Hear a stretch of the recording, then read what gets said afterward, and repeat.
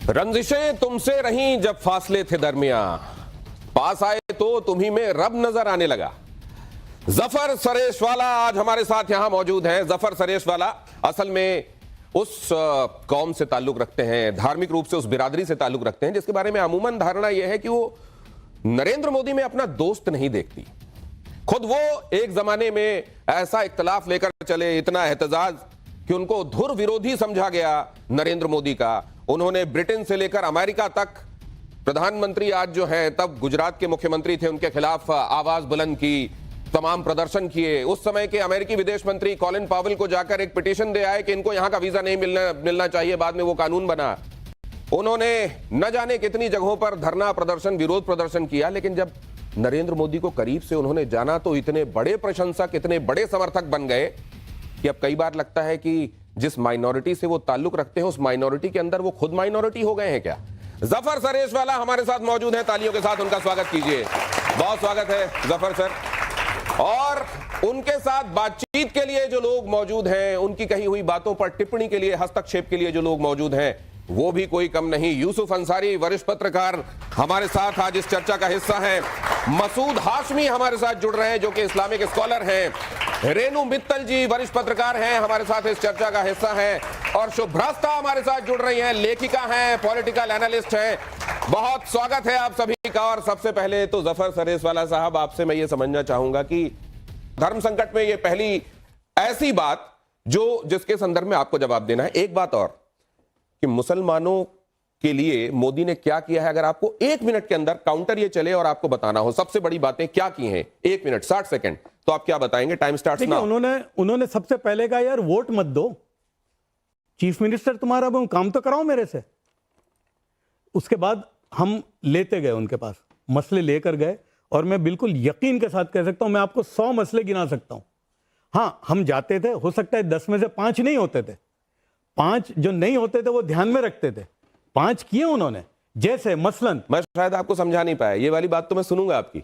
अभी मैं 60 सेकंड में ये जानना चाहता हूं कि इतने दिनों तक आपने, दशकों तक जब जान लिया नरेंद्र मोदी को, मुसलमानों के लिए उन्होंने क्या बड़े काम किए हैं जिनको शायद कौम ने रियलाइज नहीं किया। 60 सेकंड में आपसे वो जानना चाहता हूं। एक अहमदाबाद जो आप रिवर फ्रंट जो बहुत दुनिया में मानते हैं ना, रिवर फ्रंट, वो रिवर फ्रंट हुआ क्यों कि यहां पर बाघ आने वाला है और नहर चलेगी। और ये मोदी साहब ने क्या किया, क्योंकि वहां पर 18,000 झोपड़े थे जो हमेशा नदी के किनारे होते हैं ना, बैंक्स पे, वो 18,000 में 13,000 मुसलमानों के झोपड़े थे। अब वो मुसलमानों को बसाना पड़ता था हुकूमतों को, मोदी साहब ने वो सबको बसाया। और जब उन्होंने घर बनवाए ना उनके, वो क्योंकि वो जब तक हटते नहीं है तो आपका रिवर फ्रंट ही नहीं बनता। वो 18,000 घर मुझे खुद दिखाए, मैं जाके देख के आया। बोले कि तुम देखो, ये किसी मिडिल क्लास का भी होगा ऐसा घर। उसमें एक मसला ये आया कि यार ये तो हिंदू इलाके में घर हैं, तो बोले अच्छा ठीक है, इनको मुसलमान इलाकों में देते हैं। वो किया। फिर उसके बाद मुझे अभी तक याद है कि अहमदाबाद के अंदर एक शाहपुर इलाका, बियॉन्ड 60 सेकंड्स, मुझे लगता है कि इसको 1 मिनट में समेट पाना बहुत मुश्किल। हमने कराए काम उनसे, आपने काम कराए। सबसे बड़े 5 काम क्या मानते हैं जो उन्होंने मुसलमानों के लिए किए? देखिए, मेरा यह पैमाना है कि हुकूमत है, हुकूमत से अपना ताल्लुक जोड़ो और अपने मसाइल कौन से, वो मसाइल जो सबके हैं। इसलिए हमने मोदी साहब को हमेशा ये कहा था कि आप इसलिए मत करो कि हमारा भाई, हमको है ना जो बोलते हैं ना कि जो इक्वालिटी और जस्टिस वाला है ना, बस वही दो हमको। हमको एक्स्ट्रा कुछ नहीं चाहिए, स्पेशल ट्रीटमेंट मत दो, हमको नहीं चाहिए, तुष्टीकरण नहीं चाहिए, हमको बिल्कुल नहीं चाहिए। जो मेरा हक है वही मुझे दो, और आप देखो कि मेरे साथ नाइंसाफी ना हो, बस।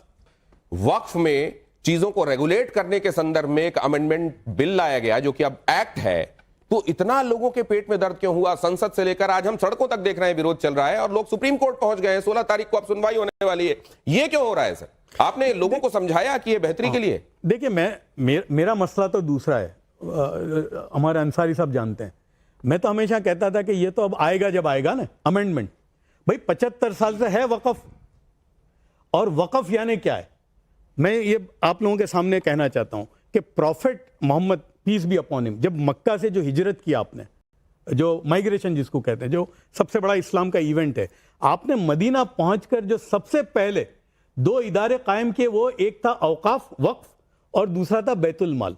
मतलब कि ये जो वेल्थ हो या जो भी हो, एसेट हो, उसकी जो इनकम आए उससे गरीब, फुकरा, यतीम, विडो, इनको मिलना चाहिए, ये मकसद था। तो आज भी जो वक्फ है, जो भी है भाई, आप कहते हो 7 लाख प्रॉपर्टियां हैं, 8 लाख एकड़ जमीन है ना?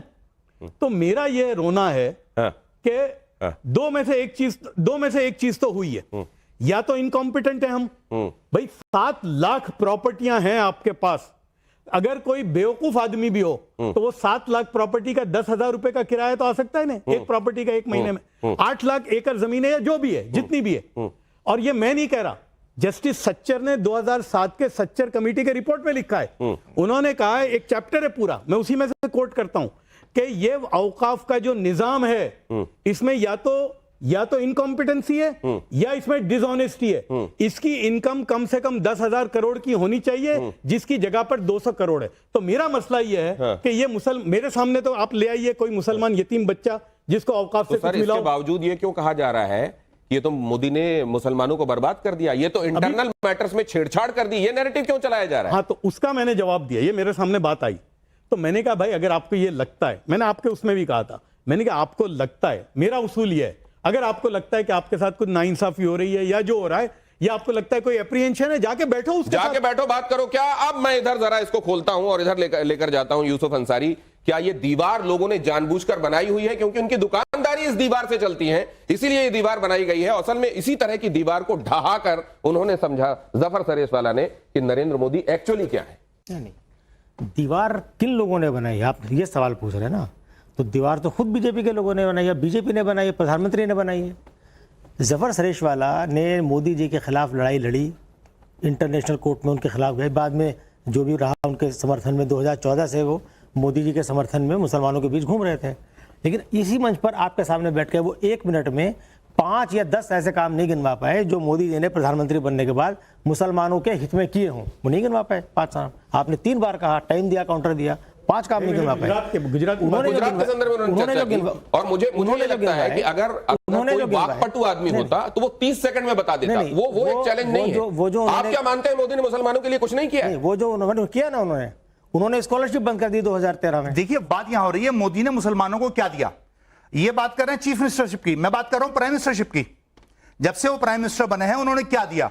अभी यूसुफ भाई ने बताया उन्होंने क्या दिया। उन्होंने अल्पसंख्यक आयोग खत्म करने की बात की, उन्होंने स्कॉलरशिप खत्म की, मौलाना आजाद स्कॉलरशिप खत्म की, उन्होंने अब ये मतलब भारत का मुसलमान, माफी के साथ एक बात आपको बोलना चाह रहा हूं, एक बात बोलना, आप अपनी बात पूरी कीजिएगा। ये वैसा ही है जैसे आप कह रहे हैं कि उन्होंने अस्पताल खत्म करने की बात की, उन्होंने क्लिनिक उन्होंने रोग खत्म करने के बारे में बात की। बहुत सारे लोग ऐसे थे जो वो अस्पताल और क्लिनिक चला रहे थे और चाह रहे थे कि बीमारी बनी रहे और लोग यहां आगे ट्रीटमेंट कराते रहे। ये आप उनको मतलब एक अच्छी अल्फाज दे रहे हैं, उनकी हिमायत लेना है, ऐसा नहीं है। अच्छा अल्फाज देने का मैंने वही ठेका नहीं, ऐसा नहीं। अच्छा एक सेकंड, जफर सुरेशवाला 2003 से दोस्त हैं मोदी के। मैं जो बात मैं कहना चाह रहा हूं, जो मेरा दर्द है, जफर सुरेशवाला 2003 से मोदी के दोस्त हैं, तो मोदी ने कभी ये क्यों नहीं कहा कि पॉलिटिक्स के अंदर जफर तुम हमारा साथ दो, आओ मैं तुम्हें इलेक्शन लड़ाता हूं फले जगह से। आप भारत की पॉलिटिक्स में मुसलमान को भागीदार बनाना नहीं चाहते। उनको क्यों शिकायत नहीं है इस बात की? उनको नहीं है। आपको शिकायत है कि आपको इलेक्शन लड़ने के लिए नहीं कहा गया? आपको शिकायत है कि आपको राज्यसभा में भेज के आपको मंत्री नहीं? एक सेकंड मैं पूछ लेता हूं, आपको शिकायत है इस बात? सुनिए, अब मैं भारतीय जनता पार्टी या नरेंद्र मोदी मुसलमानों को नुमाइंदगी का संसद में कितना मौका देते हैं? सुनिए, मैं आपको एक बात बता दूं। पहली बात तो मेरा सियासत से मेरे खानदान का दूर दूर तक कोई ताल्लुक नहीं था। हम लोग बिजनेसमैन हैं, 150 साल से कारोबार में। सुनिए मोदी लाइक्स बिजनेसमैन। सुनिए, यस बिजनेसमैन कारोबार। आपका पॉइंट क्लियर हो गया सर। नहीं यूं नहीं, अरे भाई बिजनेसमैन जितने भी हैं वो चाहे किसी भी धर्म के हो, किसी भी जाति के हो, जब वो मोदी के पास पहुंचेंगे तो वो इसी तरह की लैंग्वेज बोलेंगे, जिस तरह की लैंग्वेज आप बोलना है। नहीं, जो मुझे कह रहे हो यस यू आर बिजनेसमैन। अरे सियासत वाला इज बिजनेसमैन। अरे तो बिजनेसमैन है तो मैं मुझे सियासत में जानने का 1 मिनट, मैंने पहले ही दिन बोल दिया था मोदी साहब को कि मुझे आपकी सियासत से कोई लेना देना नहीं है, बिल्कुल नहीं है। मैं क्यों जाऊं भाई राज्यसभा में? मैं तो आपका समर्थन कर रहा हूं, लेकिन मुझे आप क्यों डालते हो? मेरा तो है ही नहीं। अब सुनिए, क्या भारत की राजनीति में मुसलमानों का सियासत में एक्टिवली सियासत में पार्टिसिपेशन होना चाहिए या नहीं? उधर घूम रहे, मैं आपसे पूछ रहा हूं। नहीं, 1 मिनट, मैं आपसे पूछ रहा हूं। एक बात का जवाब सुनो। मैं आपसे पूछ रहा हूं। आपने मुझ पर जो इल्जाम लगाया ना, अब मैं उसका मैंने इल्जाम नहीं लगाया। आपने नहीं, मैंने आपसे सिंपैथी जाहिर की है। बिजनेसमैन हो, अरे भाई कारोबारी हैं हम। मैं बिजनेस, उसके लिए मेरा क्या लेना देना पॉलिसी? मैं मसूद साहब से एक बात पूछना चाहता हूं। मसूद साहब, ये जो आप कपड़े खरीद के लाए हैं, ये कहीं गए होंगे, आपने उससे कहा होगा ये पैसे लो, ये कपड़े दे दो। एग्जैक्टली। तो वो आदमी क्या आपकी निगाहों में विलेन है, आपकी निगाहों में गलत आदमी है? बात आप नहीं, आप नहीं, मैं आपसे जानना, मैं प्रैक्टिकली जानना चाहता हूं, मैं आपसे जानना चाहता हूं, आप कहीं गए, आपने कोई चीज खरीदी, आपकी निगाह में वो गलत है? आपकी निगाह में बिजनेसमैन गलत आदमी है क्या? आपकी निगाह में इकोनॉमी में कंट्रीब्यूट करने वाला आदमी गलत होता है क्या? तिजारत करने, आप लोग बताइए, तिजारत करने वाला, व्यवसाय करने वाला कोई आदमी अपना कारोबार कर रहा है क्या, वो गलत आदमी उससे संबंध नहीं रखना चाहिए क्या? तो फिर आप ये क्या कह रहे हैं सर? मैं आपसे देखिए दिनेश जी, यार भाई कारोबार करना हराम है, कह रहा है कि मोदी मुसलमानों के लिए क्या नरेंद्र मोदी बार-बार जीतकर आ रहे हैं इसलिए मैं तो कह रहा हूं कि मुसलमानों के लिए क्या किया, क्या बात कर रहे हैं? अरे भाई एक मिनट, कारोबार करना हराम है? अरे भाई हराम कर रहे हैं, बोलिए। जो कारोबार ना करने वाले वो हराम काम कर रहे हैं। अरे भाई जो कारोबार नहीं कर रहे हैं वो हराम काम कर रहे हैं। कारोबार की तो इस्लाम इजाजत दे रहा है, पूरा हुक्म दे रहा है। मोदी से मिलकर मुसलमानों का मसला को दूसरे सर एक मिनट, मैं जो आपसे पूछूंगा बात तो सुनिए। एक मिनट, मुसलमानों का मसला है, गुजरात में 55 लाख मुसलमान है, तो मैं नरेंद्र मोदी से नहीं मिलता तो क्या मैं हसीना वाजिद से मिलता या मोहम्मद बिन सलमान से मिलता? आप मुझे बताइए, मुसलमानों को इंसाफ दिलवाया? आपने जकिया जाफरी को इंसाफ दिलवाया? आप जकिया जाफरी आप एहसान जाफरी को जकिया जाफरी आप जकिया जाफरी नंबर पार्लियामेंट था, आपको जला के मार दिया गया। अरे मेरी तो मेरा तो घर गया गया था। आप कह रहे हैं मैंने बहुत कुछ किया गुजरात के लिए और गुजरात के मुसलमानों के लिए। आपने कुछ किया तो अपने कारोबार के लिए किया होगा, अपनी इंडस्ट्री को बचाने के लिए, जिसको सबसे पहले आपको मालूम है कितने लोग मारे गए, उसको बचाने के लिए किया। आपको हमारे लिए हमदर्दी नहीं है, मुसलमानों आप सिर्फ जकिया जाफरी को अपनी दुकान चलाते हो। आप जैसे अरे तो मसूद भाई आप कर लेते, मुसीबत पे आप जाके कर देते लोगों का भला और कल्याण। अपनी दुकान चलाते। मैं रेणु मित्तल जी के पास जाना हूं। रेणु मित्तल जी, ये यूसुफ भाई, एक मिनट मुझे बोलना है। आप जैसे लोगों ने मुसलमानों की मुसीबत पे अपनी दुकानें चलाई है, जकिया जाफरी जैसे लोगों ने दुकानें चलाई है, बिल्कुल आप अपनी दुकानें मुसलमानों की मुसीबत पे चलाते हो। फख्र है, बिल्कुल, कोई बात नहीं, कोई बात ये नहीं। दुकान चलाते हो, आप लोग तो यही बोलेंगे ना, के लिए आए एक बार, जो कोई भी इंसाफ के बारे में आप यही बोलेंगे और हमें इस बात में कोई अपनी आवाज देता हूं, आपने अपनी बात कही। जुबानी जमा खर्च, आप एक दिन आए अहमदाबाद, अरे तो जाफरी के नाम पे दुकान चलाओगे अपनी? अगर शांति हो जाए तो कुछ हाँ, शांति हो गई। मैं कह रही हूँ कि politics is a matter of perception. एक परसेप्शन बना हुआ है 2014 से कि नरेंद्र मोदी जी ने हिंदू मुस्लिम करके अपना राज बढ़ाया, उसके अलावा कोई फोकस नहीं, इकोनॉमी पे कोई डिस्कशन नहीं, अनएम्प्लॉयमेंट में नहीं, किसी इशू पे नहीं। हिंदू मुस्लिम करते रहो, वोट लेते रहो, और मुसलमानों के अंदर जो डर बैठाया, आपने क्या किया उस डर को निकालने के लिए? जितने भी मुसलमान बीजेपी में हैं वो आज शो बॉयज की तरह नजर आते हैं कि ये मोदी जी की चमचागिरी करते हैं। मोदी जी उनको कुछ थोड़ा बहुत दे देते हैं, कोई स्पोक्समैन बना दिया। अब एक अपने आरिफ भाई हैं, उनको गवर्नर, एक मिनट मैं लेट मी, ये काफी देर से लोग बोल रहे हैं। मेरा मानने के वो कोई कंपटीशन नहीं, कौन कितनी देर से, आपका अगर सवाल हो गया है तो मैं उनका जवाब नहीं, अभी सवाल नहीं हुआ। मेरा ये मानना है कि वक्फ में भी जो हुआ, एक तो इन्होंने हिंदू मुस्लिम में पोलराइजेशन किया जबरदस्त, जो घर आप बहुत सारे सवाल एक साथ पूछेंगे ना तो आपका सवाल खो जाएगा। मैम आपने एक बड़ी बात कही, आपने कहा हिंदू मुसलमान किया है मोदी ने, perception is the new reality, और आपने एक बात और कही, आपने डर निकालने के लिए क्या कहा है, क्या जवाब ले लें इसका? एक सेंटेंस बोलती हूँ, गरीब मुसलमान और रईस मुसलमान में जो उन्होंने पोलराइजेशन और डिवाइड किया, ये सबसे बड़ा मकसद था वक्फ का। वक्फ का ये नहीं था कि प्रॉपर्टीज को बचा लो, ये कर लो, वो कर लो। तो मैम जवाब तो ले लीजिए, ठीक है, आपने कह दिया, आपने एक स्टेटमेंट भी दे दिया और आपने सवाल भी पूछा। पहली बात तो मैं बीजेपी का स्पोक्स पर्सन नहीं हूं, फॉर योर इन्फॉर्मेशन। मेरा बीजेपी से दूर दूर तक कोई ताल्लुक नहीं है। मैंने अपनी जिंदगी में ना बीजेपी का दफ्तर गुजरात में देखा है, ना मैं यहां देखा है। मेरा यह है कि इनकी हुकूमत है, अगर इनसे बात नहीं करोगे तो किससे करोगे? आज भी मैं यही कहूं, प्राइम मिनिस्टर मोदी है, अच्छा लगे नहीं लगे व्हाटएवर, आप मुझे बताइए कि मोदी साहब नहीं बात करोगे तो शहबाज शरीफ से बात करोगे या मोहम्मद यूनुस से बात करोगे? मुसलमानों का बात तो करनी पड़ेगी ना, बात करने से क्या निकला? अरे बात करनी तो पड़ेगी ना। जो डर था वो क्या जो कर रहे हैं, एक मिनट, आप ये कहना चाहते हैं जो कर रहे हैं वो भी गलत कर रहे हैं, उनको नहीं करना चाहिए। मुसलमान मटन लेके जाता है, लोग चढ़ जाते हैं, नहीं ये बात मुसलमानों के दिल में क्या डर है? मोदी का डर है जैसा इन्होंने कहा? नहीं है डर, बिल्कुल डर नहीं है मुसलमान को किसी का भी। और एक मिनट, मैं ये सवाल पूछता हूं कि क्या जो लोग अगर उनके तक जाकर अपनी बात को पहुंचाते हैं कौम की, तो वो भी गुनाह करते हैं? वो भी बंद कर देना चाहिए? बात नहीं, पहुंचाइए, मैं आपको ये पूछ रहा हूं रिजल्ट कि क्या हमको है? वो भी बंद कर देना चाहिए? बिल्कुल नहीं बंद करना चाहिए। तो ठीक है, आप- ये तो नहीं, उन्होंने ये एक बात अच्छा है। बहुत स्पष्ट कर दी कि मैं प्रवक्ता नहीं हूं भारतीय जनता पार्टी का, लेकिन मैं आप बीजेपी उस का समय कुछ के भी नहीं हूं। हुक्मरान से बात नहीं करेंगे तो क्या करेंगे? शुभ्रस्ता, अभी आपने तमाम तरह की चीजें सुन ली और इसमें जिस पॉइंट को लेकर मैं आपके पास आ रहा हूं कि परसेप्शन से बड़ी रियलिटी कोई नहीं होता। हो सकता है मोदी के तौर पर मुसलमानों का सच्चा हितैषी ही बैठा हुआ है कुर्सी पर, लेकिन मुसलमानों में से ज्यादातर के अंदर यह धारणा नहीं है। उनके अंदर धारणा यह है कि यह आदमी तो हमारा भला नहीं करेगा। क्या यह कहना चाह रहे हैं रेणु मित्तल? देखिए, मैं दो तीन राइडर्स दूंगी शुरू में, उसके बाद में अपनी बात रखती हूँ। पहला राइडर यह है कि ये जो पैनल आपने बिठाया उसमें मैं अलहदा विचार रखती हूँ। दूसरी चीज ये है कि मैं जो भी कुछ कहूंगी मैं हिंदू मुस्लिम के फ्रेम से बाहर थोड़ा व्यापक रूप में उसको कहना चाहूंगी, क्योंकि मुझे इस फ्रेमिंग से दिक्कत है कि मुसलमानों के लिए मोदी ने क्या किया। अगर एक सेक्युलर संविधान की हम बात करते हैं और हम सेक्युलरिज्म को लागू करने के लिए सड़कों पर शाहीन बाग जैसा मूवमेंट चलाते हैं, तो ये प्रश्न पूछना, क्योंकि मैं जानती हूं कि इसके प्रश्न पूछने का कॉन्टेक्स्ट क्या है दिनेश जी, ये प्रश्न पूछना भी उस पूरे डिबेट को हवा देना है जिसकी एक झांकी हमने देखी। देखिए, डिबेट को या नैरेटिव को? नैरेटिव हाँ। को जी, मतलब हाँ, डिबेट समझ का गया, मैं ठीक उसको है, लार्जर आगे। पर्सपेक्टिव में कह रही हूं।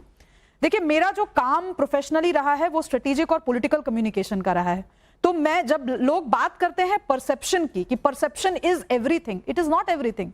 परसेप्शन उनके लिए एवरीथिंग होता है जो इस गेम में है, जिनके लिए परसेप्शन एक बिजनेस है। अब ये किसके लिए, मैं इसको क्वालिफाई नहीं करूंगी। इसलिए नहीं करूंगी क्योंकि जब देश एक संवैधानिक तरीके से, लोकतांत्रिक तरीके से अपना एक नेता चुन लेता है, तो उस प्रक्रिया में बहुत सारी चीजें निहित होती हैं जिसमें बहुत सारे सवाल उठे, जैसे मुसलमानों को रिप्रेजेंटेशन क्यों नहीं मिलना चाहिए, ये बात मसूद साहब ने उठाई। मेरा कहना है इसके लिए मुसलमान किससे पूछ रहे हैं? महिलाओं को रिप्रेजेंटेशन नहीं मिलना चाहिए, मैं क्यों पूछूंगी किसी से? मुझे अगर अपनी आवाज चाहिए तो मैं अपनी आवाज बुलंद करूंगी। शाहीन बाग के समय लोगों ने बुलंद की आवाज, कभी आप फार्मर्स प्रोटेस्ट में बुलंद की आवाज। कुछ अमेंडमेंट्स वापस होते हैं, कुछ अमेंडमेंट लिए जाते हैं। अगर एक अमेंडमेंट वापस लिया जाता है तो वो लोकतंत्र की जीत है, और अगर एक अमेंडमेंट पास हो जाता है तो लोकतंत्र कमजोर है। किस तरीके का तर्क है ये? और बार बार जब बात आती है कि भाई धर्म पे हमला है या मुसलमान डरे हुए हैं, मुझे तो नहीं लगता कि इस देश का कोई भी मुसलमान डरा हुआ है। आज मसूद साहब यहाँ आए, मुझे नहीं लगता है कि इनको लग रहा होगा कि मुझको लगता है सबसे ज्यादा जो निष्फिक्र निर्भीक मुसलमान है वो पाकिस्तान में ही रहता है। नहीं, ऐसा नहीं है। इंडिया में रहता है। नहीं, आपका यही नैरेटिव है, आपका यही नैरेटिव है। इंडिया में लेकिन आप आसपास थोड़ा निगाह दौड़ा लीजिए तो मुझको लगता है कि आपको सच्चाई पता चल जाएगी। ये तो बहुत ही tragic अब बात जरा इनको भी सुन लीजिए, अब इनको सुन लीजिए। जफर सर, आपसे भी मैं ये प्रार्थना करूंगा, जरा ये देखिए, ये क्या असल में ये लोग हैं जो असल हित की बात कर रहे हैं उस कौम की। पूछ रहे हैं ना कि क्या किया नहीं किया, मेरा थिंकिंग अलग है। मैं आपको बताना चाहता हूं कि क्या किया। अच्छा, जो क्या किया वाली बात है, लेकिन जरा इन्होंने क्या किया और क्या ये असली रिप्रेजेंटेटिव है इस कौम की? जरा गारंटी मुसलमानों से नफरत की गारंटी है।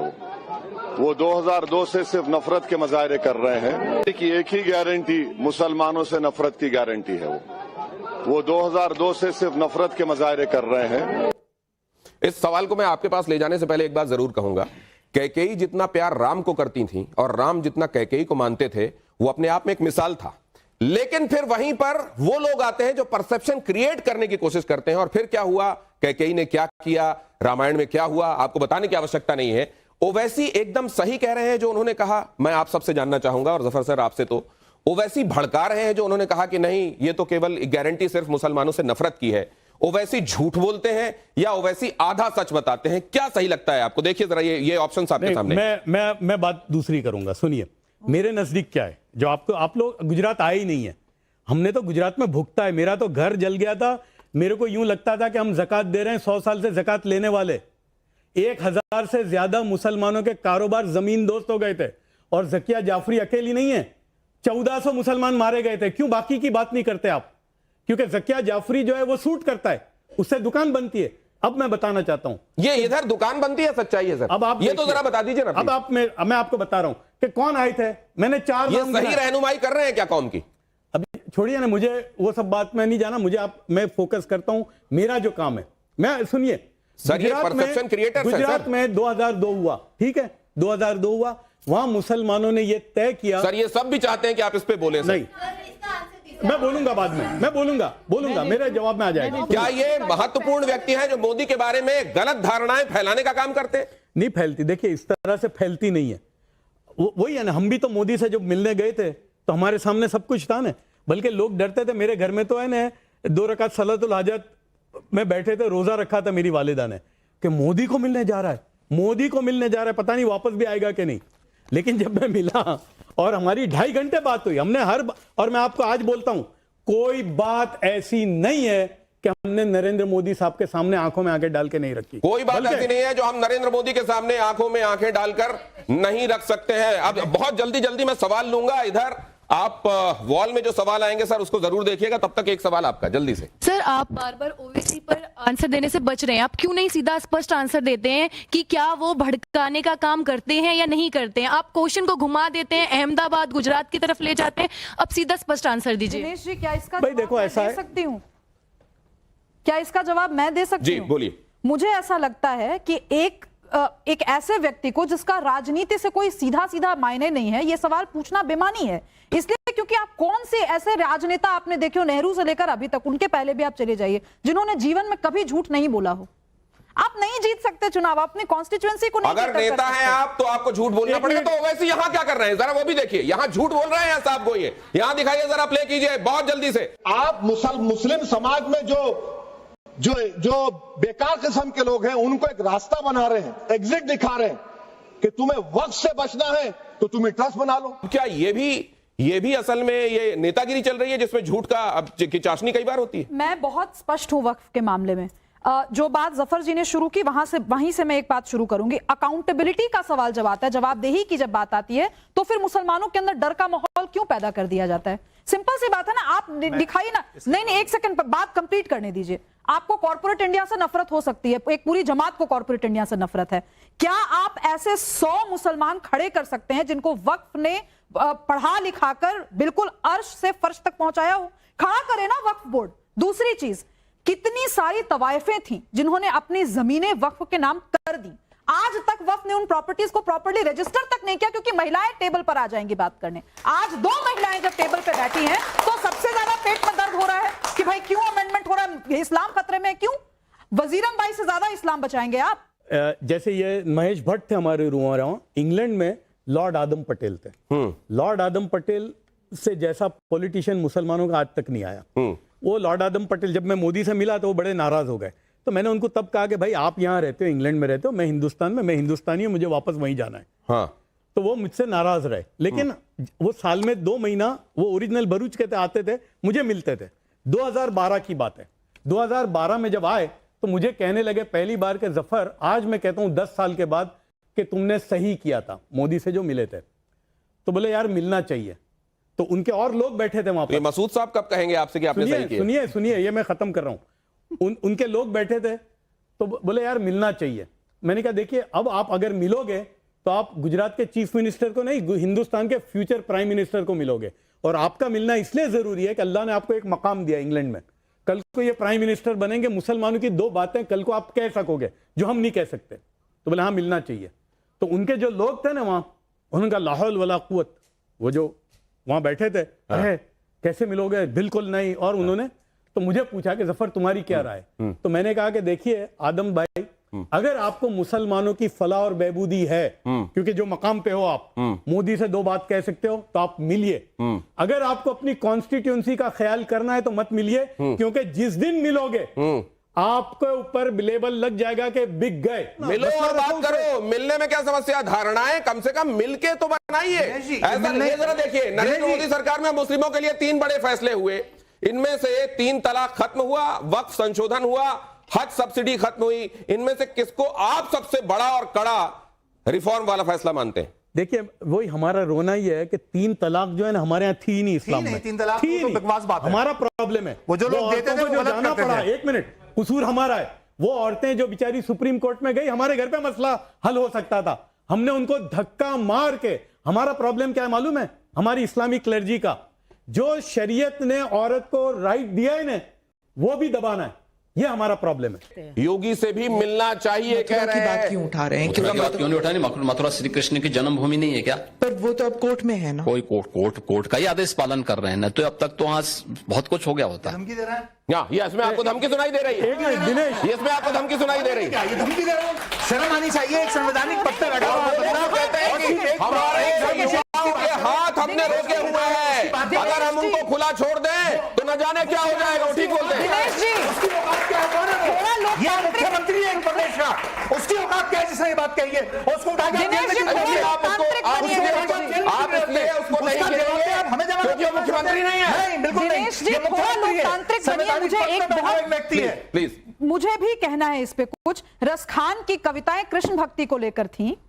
आज तक अगर अभी मुसलमानों में पोलराइजेशन की बात आई ना, मुझे बताइए ना कि उस तरफ के मुसलमानों ने रसखान की कविताओं की बात क्यों नहीं की? कमाल क्या कर वो रहे हैं? साझी अरे भाई, परंपरा हमने नहीं की। है? आप भारत के पूरी दुनिया के अंदर 3 लाख बिलियन हिंदू वोटरों से पूछा गया कि आपको जिंदगी में सबसे ज्यादा भजन 10 कौन से पसंद है? वो बताइए। वो 10 के 10 भजन जो आए, जो 3 लाख वो हिंदुओं ने बताए, वो 10 के 10 भजन मुसलमानों के लिखे हुए थे, म्यूजिक मुसलमानों का था, गाए हुए मुसलमानों के थे और फिल्माए हुए मुसलमानों के थे। इससे ज्यादा सेकुलरिज्म तो क्या सर चाहिए? क्या इस देश ने मुसलमानों को सिर आंखों पर नहीं रखा तो है? मैं ये जो बात अब यहाँ उठ रही है मुसलमानों वाली, मैं वही तो कह रहा बात भी पूरी नहीं की। मेरी बात तो पूरी हो आप जाने उनको पूरा दीजिए। बोलने का ये आदेश है। गलत बात है। मैं बात पूरी क्यों नहीं कर पाती हूँ? ये वही चीज है। इसी वजह से मोदी जैसे रिफॉर्मर्स को आकर के चीजें आगे बढ़ानी पड़ती हैं। आप लोग सुन के आप हंस सकते हैं, आप भी नहीं है वो। आप व्यंग कीजिए, आप हंसिए। इस देश की जनता इन्हीं देखिए, व्यंग्यों मैं का एक बात जवाब बोलूं, वोट से देती भाई है। दिनेश, फिर आपको दिक्कत होगी। मैं एक बात बोलूं, मुसलमानों को क्या राय इख्तियार करनी नहीं, चाहिए? वक्फ पे तो सुनिए। अमेंडमेंट अच्छा कांग्रेस एक ने लाया ना, 3 तलाक सेकंड, ये जो आप अपनी बात कह रही हैं सुब्रता, इसको दिल में रखिए। मैं लेके आता हूं आपको। मुझे बोलने दीजिए इस मुद्दे पर, क्योंकि महिला नहीं, मुझे बताइए तवायफों की परंपरा, तवायफों की परंपरा में बेचारे हिंदुओं की क्यों नहीं सुनते? हिंदू सम्राट मोदी जी हिंदुओं के बारे में क्यों नहीं सोचते? सिर्फ मुसलमानों की परवाह क्यों है उनको? 20 करोड़ मुसलमानों की परवाह है। मैं मुसलमानों के संदर्भ में बात करना चाहता हूं कि देखिए, मुसलमानों को अपने जो है ना प्रायोरिटी को बदलने की जरूरत है। इस मुल्क में 70 साल हमने बेवकूफ़ी की। हमको तालीम से किसने रोका? क्या आरएसएस वीएचपी ने हमारी कनपट्टी पे बंदूक रखी थी कि हम तालीम हासिल ना करें, हम नीट के एग्जाम में ना बैठें, हम जेई के एग्जाम में ना बैठें? तो मैं समझता हूं, सुनिए, क्या बात कर रही है? वक्फ क्या कर रहा नहीं दिया। वक्फ उतनी प्रॉपर्टीज पे अपॉर्चुनिटी क्यों नहीं क्रिएट कर पाया?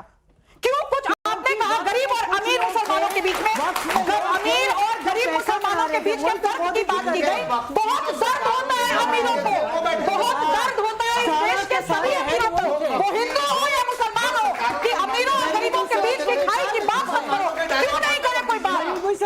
नहीं, अब जरा जब हम ओवैसी की बात करते हैं तो ममता बनर्जी के पश्चिम बंगाल की बात भी हो जाना चाहिए। शुभ्रता, यूसुफ भाई, और ये होगा। अच्छा एक सेकंड, इधर देखिए जरा, ये मुर्शिदाबाद है। सुनिए जरा, नारे जो लग रहे हैं वो सुन लीजिए। रेणु जी सुनिए, संविधान को नहीं मानते और न मानेंगे, नहीं मानेंगे, नहीं मानेंगे, संविधान को नहीं मानेंगे।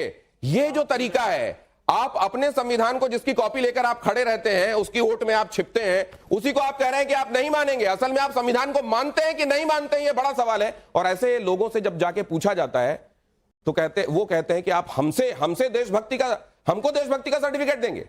अभी मैं बॉम्बे में बैठा था, उसमें बहुत सारे मुसलमान वरिष्ठ थे और ये चल रहा था ना अभी जो हो रहा है, जैसे संभल हुआ था, ये आपका नागपुर हुआ, उसके पहले मध्य प्रदेश का।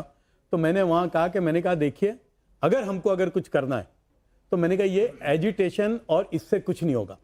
इसलिए आप जितना भी अगर डेमोक्रेटिक भी करोगे, 10-5 ऐसे अंदर आ जाएंगे, मुसीबत आप पर आएगी। तो क्या करना चाहिए? मैंने कहा या तो सरकार से डायरेक्ट बात करें या कोर्ट का रास्ता इख्तियार करें। ये एजिटेशन में ऐसा ही होता है। तो ये दोनों हो रहा कौन आ है। जाता उधर तो सुप्रीम कोर्ट भी गए हुए हैं, उधर ये भी चल रहा है। तो ये क्यों हो रहा है? देखिए, कोर्ट पे दबाव डालने के लिए, मौलाना अरशद मदनी कोर्ट पे दबाव डालने के लिए नहीं आ सकता कोर्ट पे। आपको लगता है कि कोर्ट पे दबाव आ सकता है?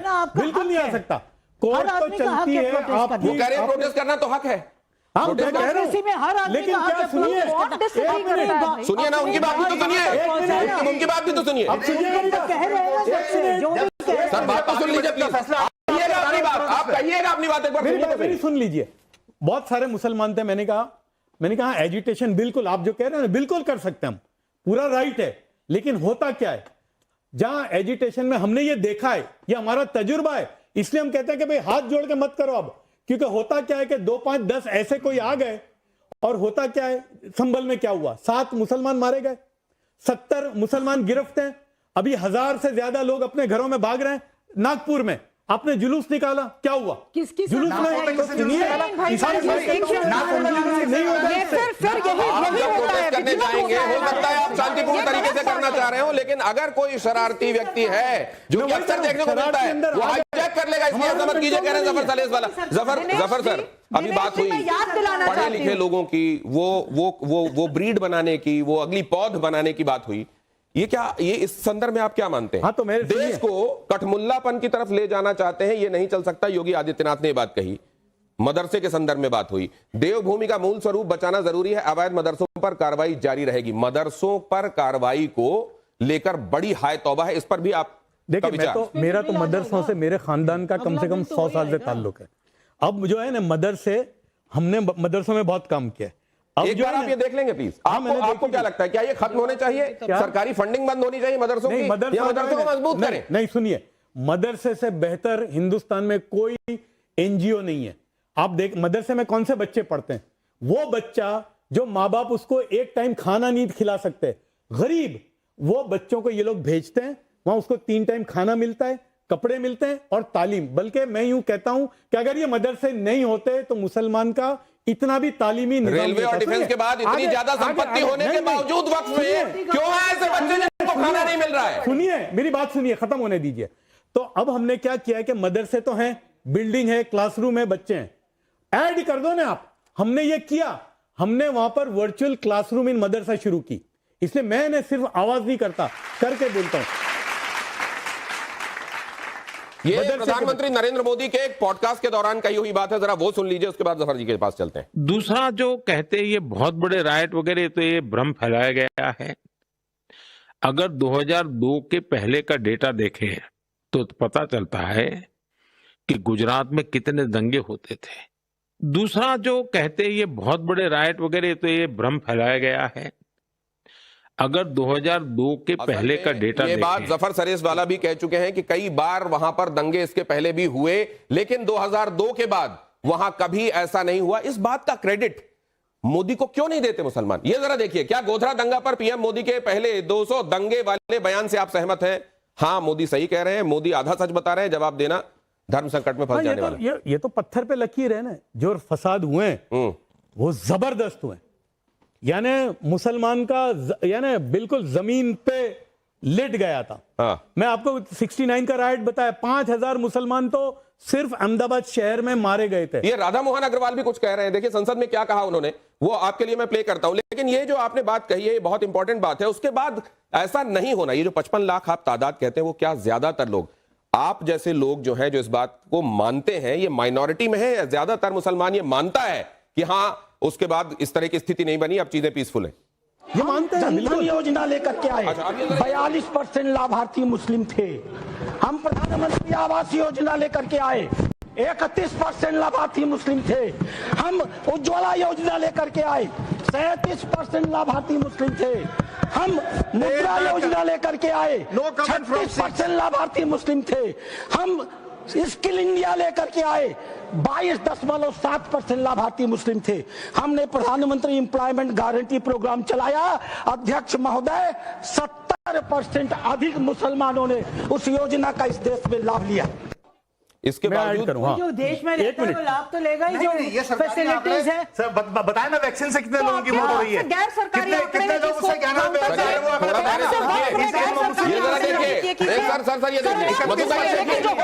मुस्लिम तबका बीजेपी को वोट क्यों, लेकिन इतना लाभ लेने के बाद आप कह रही हैं देश में है तो लाभ लेंगे, तो वोट क्यों नहीं देता? बीजेपी मुसलमान विरोधी है, हिंदू राष्ट्र का डर है, मौलानाओं का फतवा है, आपके हिसाब से क्या है सर? देखिए वो तो नरेंद्र मोदी साहब ने 2003 में हम जब मिले ने, हाँ। तो पहले कहा यार वोट मत दो, ठीक है काम तो करवाओ, लेकिन मैं यहाँ एक और बात कहना चाहता हूँ। देखिए एक मिनट, आप आपने वोट कंसोलिडेट हो जाए मुसलमानों को दबा के रखने से, मेरे लिए और उनको डरा के उनको ऐसा कर दो कि हिंदुस्तान हर समय देश बदल चुका है। आंखें खोलिए, तो फायदा इस जनरेशन से बात कीजिए। इस जनरेशन के आपको वर्क करना है ना, तो इस जनरेशन के हिंदुओं को अलग कर दीजिए। इस जनरेशन के मुस्लिम एक बार जफर अपनी बात कह लें, आप लोग टिप्पणी कीजिए, आप अपनी बात कहिए। ये देश बदल चुका है, ये देश 2002 का देश नहीं है। मत बदलने दीजिए। आप तो चाहते हैं कि चीजें चल रहे हैं, आप तो बिल्कुल चाहते हैं कि बदलाव नहीं हो, उसी तरह आप तो चाहते हैं कि कुछ लोगों के हाथ नहीं उठते रहेंगे। गारंटी लेते हैं आपसे। किसी को कहते हैं कि बदलने नहीं देंगे, कौन बदलने नहीं देंगे। एक मिनट सर, देखिए जरा, कौन होते हैं? इनमें से कौन है जिन्हें, सर इनमें से कौन है जिन्हें मुस्लिम मसाइल की पूरी समझ है? मौलाना मदनी, असदुद्दीन ओवैसी, तौकीर रजा या सैयद अहमद बुखारी? नहीं, मौलाना मदनी को पूरी समझ है। हाँ, वो इस्लामिक स्कॉलर हैं बाय एनी यार्डस्टिक, यानी उलमा में, इस्लामिक स्कॉलर में मौलाना मदनी का पहला नाम, पहला सवाल जिसमें कोई एम्बिग्विटी नहीं है, सीधे नाम ले रहे हैं। वो कह रहे हैं कि मौलाना मदनी ऐसे हैं जिन्हें इस्लामिक मामलों की पूरी जानकारी है, तो अभी वक्फ को लेकर भी वो बहुत कुछ कह रहे हैं। हाँ, तो सही कह रहे हैं। नहीं, उन्होंने क्या कहा है सुनिए, उन्होंने ये कहा है मौलाना मदनी ने कि जो भी प्रॉब्लम है बिल्कुल हम सुप्रीम कोर्ट में जाएंगे, एहतजाज करने की जरूरत नहीं है। धार्मिक स्थलों को लेकर आ रहा हूं, धार्मिक स्थलों को लेकर विवाद का हल क्या है? सर, जो 4 फोटो आपने दिखाए उसमें 3 धर्मगुरु हैं और एक पॉलिटिशियन है। पॉलिटिशियन को निकाल दीजिए उसमें से, उन 3 के साथ। अगली बार जब मैं ये प्लान क्या करूंगा ना सर, तो आपको बुलाऊंगा, आपसे पूछ लिया करूंगा। धार्मिक स्थलों को लेकर विवाद का हल, धार्मिक स्थलों को लेकर विवाद का हल आपसी बातचीत से निकलेगा, सर्वे से निकलेगा, कोर्ट से निकलेगा, ये कभी नहीं आएगा, क्योंकि इस पर राजनीति चलती रहेगी। जफर भाई, नहीं, मेरा तो यही है कि भाई आपस में बैठ के, हो सकता है मेरी स्टेटेड पोजीशन पे फैसला नहीं होगा, कुछ गिव एंड टेक होगा। आज मैं समझता हूं आपस में बैठ के या कोर्ट। फिलहाल आपका सबका धन्यवाद करना पड़ेगा, समय इतना ही है। धर्म संकट में आज के लिए इतना ही। बहुत बहुत धन्यवाद आप सभी का यहां पहुंचने के लिए। Thank you so much.